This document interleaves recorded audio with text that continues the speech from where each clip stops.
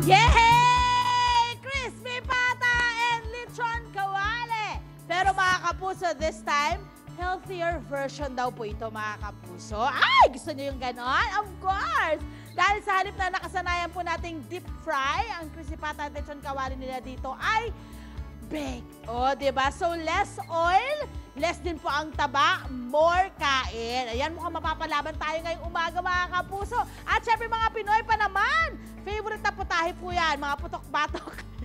Tawa sa putok-batok. Nahanda tulad nga ng crispy pata at lechon. Pero ang hirap kasing iluto dahil medyo po matindi-tinding prituhan ang pagluluto nito. Pero not anymore! Dahil dito nga po sa restaurant na ito mga kapuso sa Clark, Pampanga, baked crispy pata at baked lechon kawali ang inihahanda po nila sa kanilang mga customer. Ngayong umaga pong ito, makakasama po natin si Chef George Asuncion para ituro nga sa atin paano nga ba mag-bake ng crispy pata at lechon kawali. Pumapasok na lang po ako dito sa kung saan-saan. Ayan, Chef! Ito po si Chef. Diyos ko, bata-bata naman. Salamat Good po. morning. Good morning po. Akala ko, George Asuncion. Yes, po. Chef, paano nyo binibake yung inyong crispy pata at lechon kawali? At paano mapapanatili yung pagiging crispy ng kanilang mga balat?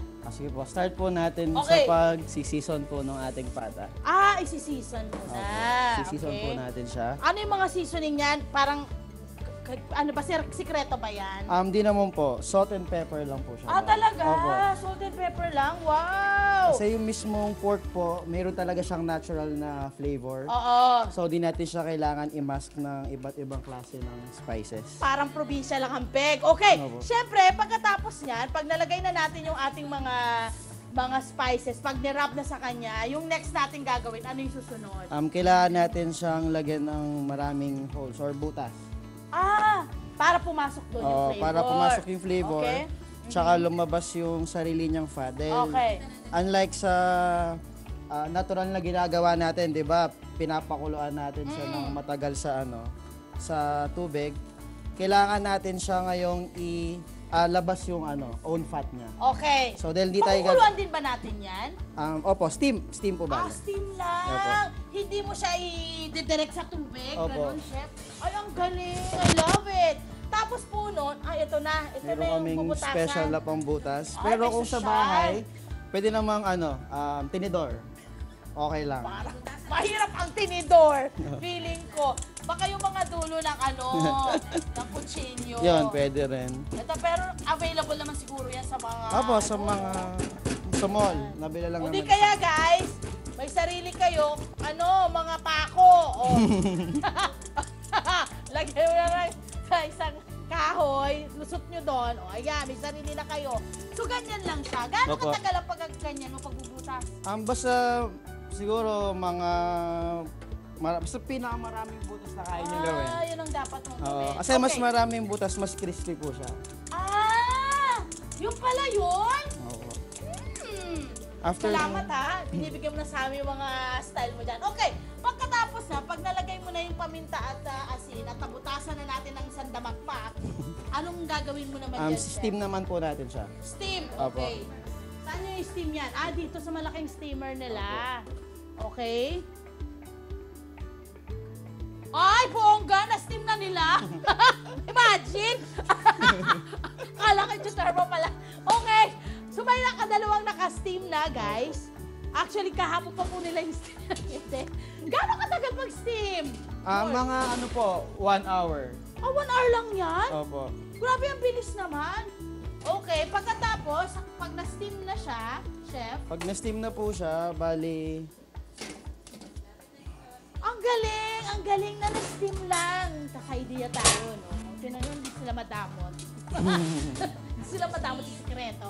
Pagkatapos, Chef, Next po, papasok na siya sa oven. Opo, season po natin siya ulit. Hindi pa? Second seasoning muna po. Dahil yung first... ulit! Opo. Yung first na seasoning po natin is dahil in-steam siya, medyo matatanggal po nun siya, Oo, yung malulusaw. yung asin tsaka yung Opo. paminta. Kaya kailangan po Okay, siyang okay. i-season ulit. Okay. Okay, pag binake natin siya, dito na rin, Chef? Opo. Dito na siya ibig Opo, dito na rin. Okay, gaano katagal ang pag-bake at gaano ka lakas? 180 degrees po for 30 minutes. And then after po yun, pag naluto na yung mismong pata, tatas niyo po siya ng mga 210 degrees Celsius para doon na po siya magiging crispy. Ay! Naku, binigay na nila lahat! Pero pupunta pa rin tayo dito. Kaya pa yung ano nila. Ayan, so yan ang oven na lang, Opo. bongga. Galing ko, welcome sa. So, shale. Okay, so ito na yan. Opo. Oh my gosh! Ang bango! Amoy pa lang! At syempre, yung taba niyan, parang walang taba masyado. Ano? Opo, bali na drain na po nun yung taba niya sa... Dahil ano. doon sa pag-steam. Opo, and then pati po doon sa mismong oven. So, unlike po nung conventional na di-deep fry natin siya, Oo. so sinisip-sip niya po kasi ulit yung oil nun. Eh. Oh. Dito po, yung sarili niyang oil yung magluluto sa kanya. Kaya mas malasa. Opo, mas flavorful. Guys, bagong ano yan, bagong kaalaman sa pagluluto ng ating favorite. Diba? Sabi mo nga sa akin, bukod doon sa sinasabi mong sinisip-sip yung mantika, ano pa yung kaibahan ng baked sa fried? Dahil less po yung ano natin, Sige lang, contact chop lang din ng sa chop water. habang binichika sa akin. Yung flavor po niya, mas na ano po siya, mas Na-enhance. na-contain natin. Oh, grabe! Grabe, inihiwa pala niya ang bango na! Guys, sabi sa inyo, ay! Ay! Nakikita niyo po yung pagka-crispiness At niya. crispy talaga! Ang sarap ng tunog! Diba, tunog pa lang, ulam na. Ay, ang galing! Ah, wow! Tsaka alam niyo, di ba, may nakikita kayong parang, ano, yung aroma niya. Oh my gosh, ang bango! Hangin pa lang, ulam na rin. Grabe to. Tikman na natin! Kung gaano ba, chef, malaki masyado. Hindi kaya ng powers ko yan. Ayan. Ayan. Ito pong part na to. Ayan yung ano, magtong. Ayan, magtong. Ayan. Oh my God! Ang crispy! Opo. Pero tama siya. Yung flavor lang ng baboy, yung natitikman ko, Opo. tsaka yung asin. Tapos I po, ang love it. kaibahan din po niya doon sa dinidip fry, yung laman po niya is Dry. juicy. Ito po, Ito? juicy. Yung sa Oo nga, dinidip sa fry po, fried nagda-dry Dito, po. juicy. May ano, tama. Opo. Try nyo po yung... Oh my God, ang Mismo sarap.